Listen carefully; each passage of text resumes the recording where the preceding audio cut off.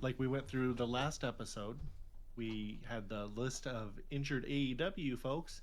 Well, we're coming back this episode with a list of confirmed injured WWE superstars.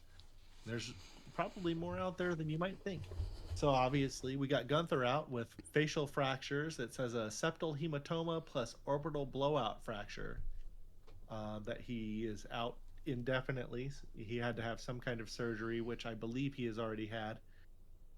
That's kind of a while to recover. He might be able to come back with some kind of badass mask, face shield type of deal, but uh, he, he Gunther is a guy that can have a long career, and you don't need to rush him back. You got Liv Morgan out with her dislocated shoulder. She had already underwent the surgery, and she's expected a 16-week recovery. Stuff like that is probably a little bit longer, but 16 weeks is a little optimistic.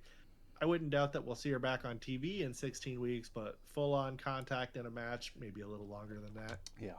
Then we got Zoey Stark, which she suffered a horrific knee injury on Raw. Man, that was so bad. And we were obviously we were all watching it when it happened, and it was me, Brandon, TJ, and our other friend Ryan, otherwise known as Beatus, who we haven't really brought up on the show before, but he wants to be a guest on here sometime. We might maybe let him, but it'll be a while. Anyway, the Zoe Stark injury was really gruesome. She had her surgery already. She's rehabbing. She's likely out for the rest of the year. I mean, that was pretty rough knee injury. I mean, she'll probably be out a full year from the time that the surgery was completed, which I think was sometime in July. Maybe we'll see her a little sooner than that. I'm not really terribly sure on that. We got old Rey Mysterio, Master of the 619. He tore his groin and Oh ruptured no. his eardrum. You guys remember that just prior to WrestleMania? So he was pulled from the card, and who did they replace him with? Was that Dragon Lee? I think so. Hell yeah! So Dragon Lee got to have his match. It was Yeah, it was Phoenix or Pentagon actually. that's right. I believe it was Ray Phoenix. That's right. Ray Phoenix got to debut at WrestleMania very early. His surgery was already done. He's expected to return late 2025. I don't know that we'll see him in action. Probably they'll probably have him come back at the Royal Rumble as a surprise entrant. I would think. Why rush him back at the end of the year when there's not really a whole lot going on, when you can just have him rest one more month and bring him back at the Rumble, and he'll get a huge pop and everyone will be happy.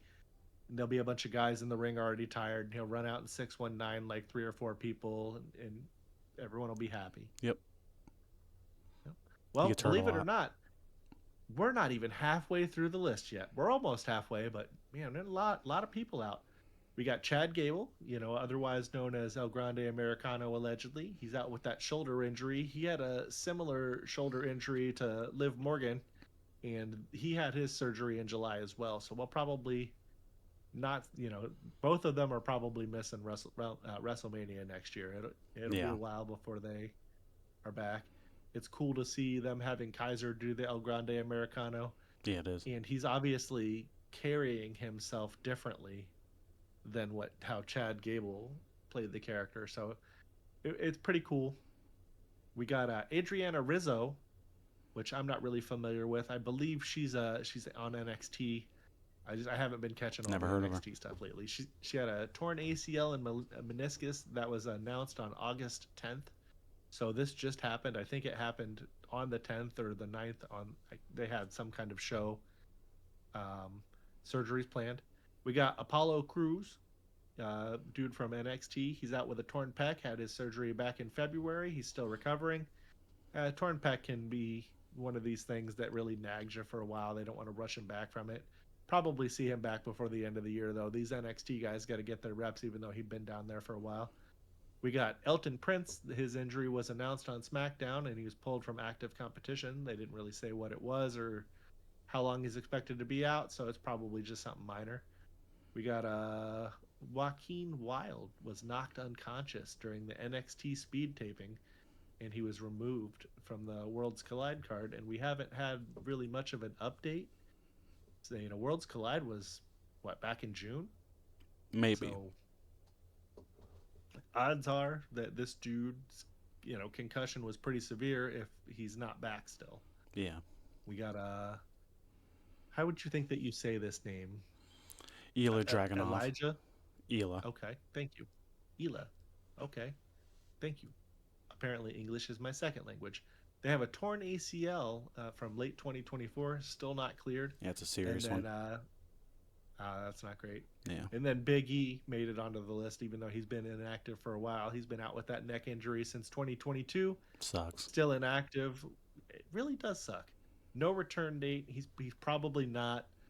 But the positive thing is he says that he lives every day pain free. He has full range of motion. He can move and do stuff. So that's ultimately what's most important. Well, they're keeping him around and Could he paying him. come back? Exactly. He's great doing at what they got him doing. Yeah. The I can't remember the word that they used. Something to do with the bone in his neck wasn't doing something the way that they had hoped. So it was kind of like a year by year evaluation as to where it's at. So, Edge came back from a pretty severe neck injury. Who's to say that Big E couldn't at some point? But at this Big E would point, he have might not want to risk it, and he's probably comfortable with what he's doing. for Big E to come back the same way Edge did. There would have to be like a new upstart wrestling promotion that WWE was threatened by, and he would have to leverage joining that promotion to get the money from the WWE, because that's the only reason why Edge was brought back. Same with Daniel Bryan. Yeah. Well, not same thing with Daniel Bryan. Daniel Bryan was different, but we also got Naomi that's on that too.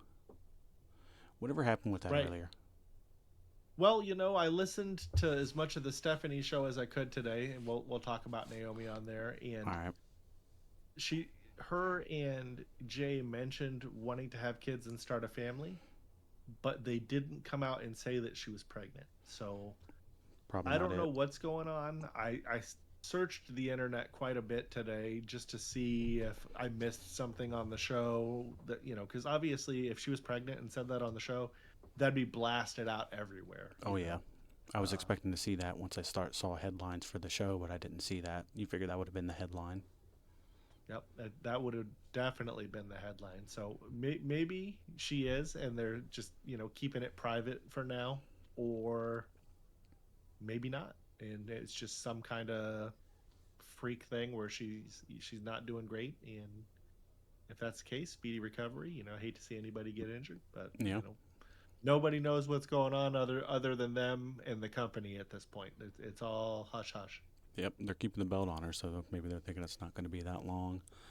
But Right. hopefully everybody on the list gets better soon, and it's the nature of the business. You're going to get hurt. A lot of them are just freak accidents, like the Liv Morgan one didn't look like much, but that's the business. That's the way the cookie crumbles. Well, and I heard a lot of people say, "Oh, it's because she's small," and it's like, okay, well, guess what? Chad Gable suffered the same injury almost the same way. So, Yeah. Being small would anything can actually happen. being small, I feel like, would lend you to not have it actually get injured more, because you got less weight and all that.